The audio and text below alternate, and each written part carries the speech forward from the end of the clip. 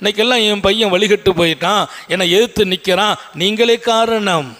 உங்கள் வளர்ப்பில் குறை. உழைப்பதற்கு கொடுத்த முக்கியம் வளர்ப்பதற்கு கொடுக்கல.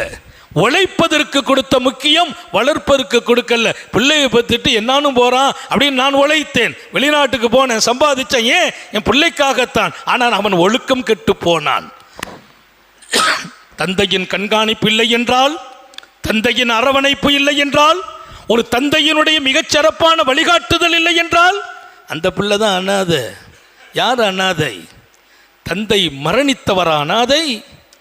லைசல் யதீமுல்லதி கதுமாத்த வாலிதுஹு. அனாதை யார்? தந்தை மௌத்தா போனால் அந்த பிள்ளைக்கு பேர் அனாதை.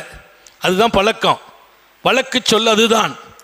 பாப்பா மௌத்தா போயிட்டாரா, அந்த பிள்ளைக்கு பேர் அனாதை. அவர் சொன்னார், லைசல் யதீமுல்லதி கதுமாத்த வாலிதுஹு. அனாதை யார்? தந்தை மரணித்த பிள்ளை அல்ல அனாதை. தந்தை மரணித்த பிள்ளை அல்ல அனாதை. இன்னல் யதீம பிலா இல்மின் வலா அதப். அனாதை யார்? ஒழுக்கம் இல்லாமல் வளர்ந்த பிள்ளையே அனாதை. தந்தை உயிரோடு இருக்கிறார், தந்தை இருக்கிறார், பிள்ளை ஒழுக்கம் இல்லாமல் வளர்ந்தான், அவன் அனாதை. தந்தை இருக்கிறார், பிள்ளை கல்வி இல்லாமல் வளர்ந்தான், அவனுக்கு கல்வி இல்லை, ஞானம் இல்லை, மார்க்கத்தின் எந்த ஞானமும் கிடைக்கவில்லை, அவன் அனாதை என்றார்கள். அப்ப